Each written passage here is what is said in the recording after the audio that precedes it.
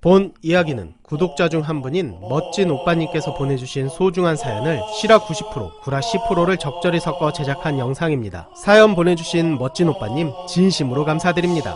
소중한 구독자분의 사연이니만큼 무례한 댓글은 지양해 주시길 부탁드립니다. 내 이름은 남승우, 2008년 꼰본이고 강원도에서 운전병으로 복무했다. 내가 상병을 달고 얼마 안 된 초가을쯤으로 기억한다. 우리 연대 안에는 교회가 있었다. 교회 뒤편으로 철조망에 쳐져 있는 담벼락에 인접해 있었는데 그 높이는 대략 2m 정도. 연대에서 가장 담이 낮은 곳이었다. 이번 편의 주인공, 솔직히 이름은 기억이 안 나고 성만 김씨였던 것으로 기억한다. 이등병인 김씨는 100일 휴가 복귀한 그 주말에 종교활동으로 교회에 간다. 교회의 담이 가장 낮은 것을 파악한 뒤 타령 계획을 세웠던 것. 전날 작업을 하고 벤치를 반납하지 않고 몰래 건빵 주머니에 넣어둔 뒤 교회 예배 중 화장실에 가는 척하고 교회 뒤 담에 올라 철조망을 자르고 타령한 것. 예배가 끝나고 난 뒤 철조망이 잘린 것을 발견하기까지 몇 시간이나 흐른 뒤였고 연대는 당연히 발칵 뒤집힌다. 이것이 1차 타령. 타령병 김씨는 다음날 서울 자택에서 헌병대에 의해 검거된다. 어머니께서 아들이 걱정되어 연대에 연락주신 것. 밥을 먹다 검거됐다고 한다. 김씨 아저씨의 분대장과는 종종 커피 한잔하며 친하게 지낸 사이라 김씨에 대해 자세히 들었는데 종교도 기독교가 아닌 불교라고 했고 타령 이유 또한 단순했다. 100일 휴가 다녀온 후 집이 너무 그립고 힘들어서 타령했다고. 연대장님은 임기가 다 되어 몇 달 뒤 다른 곳으로 갈 예정이라 김씨에게 비교적 가벼운 13박 14일 영창행을 지시.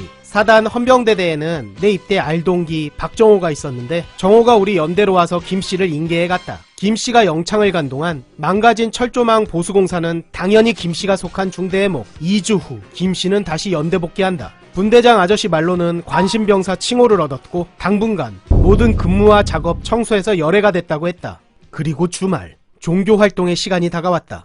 김씨는 종교행사로 다시 교회를 가겠다고 거수. 전에 종교행사 때 타령했으니 종교행사에 보내지 말자는 의견들이 있었지만 군인복무기본법 제15조 종교생활의 보장. 모든 군인은 자기의 의사에 반하여 종교의식에 참여하도록 강요받거나 참여를 제한받지 아니한다 라는 조항 때문에 그 누구도 막을 수 없었다. 하긴 또 교회 뒤로 타령할 거라 누가 예상했을까. 교회에 간 김씨는 예배 도중 몰래 빠져나와 건물 뒤로 가서 보강된 철조망 상태를 살핀다. 벤치가 없으니 어떻게 할지 고민하던 찰나 김씨 눈에 들어온 빨래 건조대. 마침 그곳에는 주말이라 일광 소독하던 모포가 널려 있었고 김씨는 모포를 하나 훔쳐 철조망에 얹고 넘어가 타령하게 된다. 이것이 2차 타령. 종교활동이 끝난 후에야 김씨가 사라졌단 걸 확인. 대대에서 수송부에 차량 지원 요청이 들어왔다. 나는 대대장차 운전병임에도 지원을 나갔고 타령 후 2-3시간 경과했으니 시내로 갔을 확률이 높아 간부와 함께 시내를 순찰했다. 김씨는 3일 후 대전에 있는 대학 친구 집에서 검거가 되었다.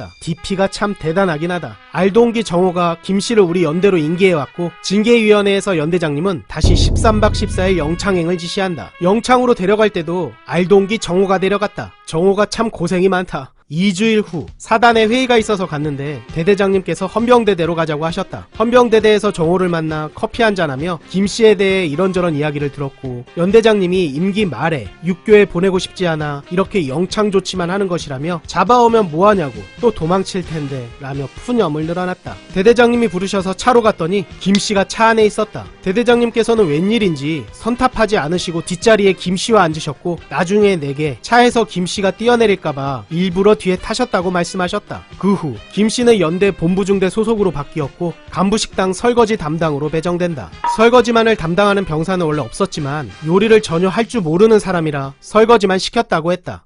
그리고 또 문제의 주말. 김씨는 또 교회에 간다. 교회 뒤 담벼락. 철조망은 2단 3열 윤형 철조망으로 강력하게 보강. 모포로 절대 담을 넘을 수 없게 조처된 후였다. 하지만 김씨는 단념하지 않았다. 땅에 떨어진 납작한 돌로 담벼락 밑을 공략. 결국 개구멍을 만들어 빠져나가고야 만다. 이것이 3차 타령. 사실 1대1로 24시간 붙어있지 않은 한 타령하려고 작정한 놈을 어떻게 막겠는가. 1차와 2차 타령과는 달리 이번에는 김씨가 안 보여 찾던 다른 아저씨가 재빨리 개구멍을 발견했고 빠르게 보고 신속한 수색이 이뤄진다. 당시 나는 싸지방에 있었는데 대대 인사과장이 빨리 차량 준비하라고 해서 잽싸게 전투복으로 환복하고 시내로 나갔다. 오전 11시 30분에 출발해서 저녁 8시까지 터미널에서 대기하다가 복귀했고 결국 김씨는 연기처럼 사라지고야 만다. 그리고 거의 2달 만에 잡혔는데 김씨 타령만 아니면 평온할 부대의 평일, 위병소로 어느 아주머니께서 음료수 선물 세트를 들고 연대장님을 만나 뵙고 싶다고 찾아왔다. 저 연대장님과는 무슨 관계신지. 아, 그게요. 무슨 관계는 아니고 연대에서 대민 지원을 해주셔서요. 연대장님을 만나 뵙고 꼭 감사의 말씀을 드리고 싶어서 이렇게 찾아왔어요. 예? 대민지원 말입니까? 우리 연대는 근래에 대민 지원을 나간 적이 없었다. 아주머니 말씀으로는 군인 아저씨가 매일 아침 9시 30분에 와서 아이들 개인 과외를 시켜주고 7시쯤 저녁을 먹고 퇴근했다는 것. 군인 아저씨가 과외를 시켜준다는 소문이 마을에 퍼져 아주머니 아들 친구들도 같이 과외를 했다고 한다. 어쩌다 한 번씩 아주머니 집에서 샤워를 했고 속옷과 양말도 빌려갔다고 했다. 그렇게 두어 달 정도 공부를 가르치니 아이들 성적이 눈에 띄게 올라갔고 너무 기쁜 나머지 아주머니는 이런 훌륭한 선생님을 보내준 연대장님께 감사의 인사를 올리러 왔다는 것.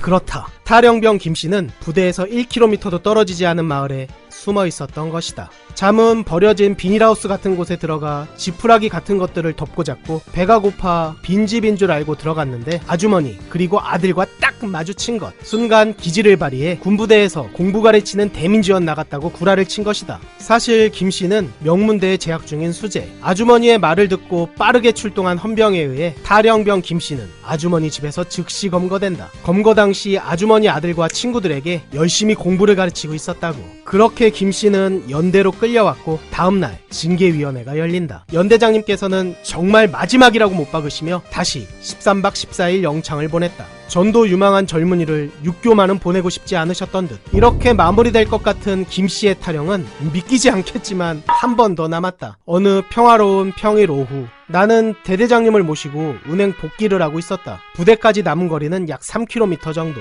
그런데 전방에 낯이 익은 병사 한 명이 열심히 뛰어오고 있었다. 맞다, 김씨. 갓 나온 따끈따끈한 타령병. 지가 아무리 뛰어봤자 차를 이길 수 있겠는가. 그 자리에서 제압된다. 레토나에는 항상 포승줄 2개가 비치되어 있었는데 하나는 팔, 남은 하나는 못 도망가게 다리를 묶었다. 분명히 훈련소에서 포승줄 묶는 방법을 배웠던 것 같은데 순간 기억이 나지 않아 그냥 박스 묶듯이 묶어버리고 차에 태워 연대 지통실에 넘겼다. 징계위원회는 열리지 않았다. 며칠 뒤 정호가 김씨를 헌병대대로 데려갔다. 김씨를 본 건 그게 마지막이었다.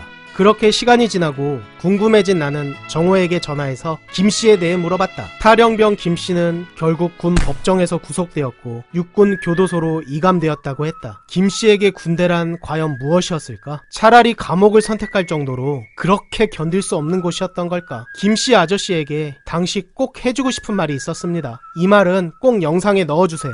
김씨 아저씨 눈빛 볼 때마다 안 좋은 느낌이 들었어요. 제발 인생만은 타령하지 마세요. 이상입니다.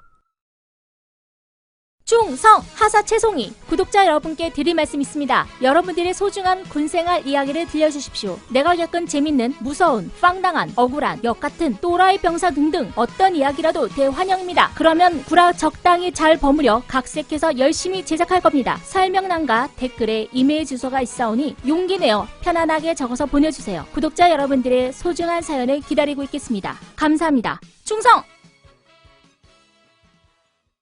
드디어 18년 만에 신년지가 완결됐습니다. 정지혁 병장의 고등학교 시절 그리고 정지혁 이병은 과연 어떤 모습이었을지, 최원일과 정지혁은 왜 원수가 되었는지, 짱보는 왜 김창우를 좋아하게 됐는지, 왜 정지혁은 김창우를 그토록 갈구는지, 김창우는 어떤 고문간 짓을 했는지, 말년들은 과연 제대할 수 있을 것인지, 그리고 666 부대는 어떻게 탄생했는지 여러분들이 궁금해하셨던 모든 떡밥들을 풀었습니다. 카카오 페이지에서 5인용 또는 666을 검색하세요.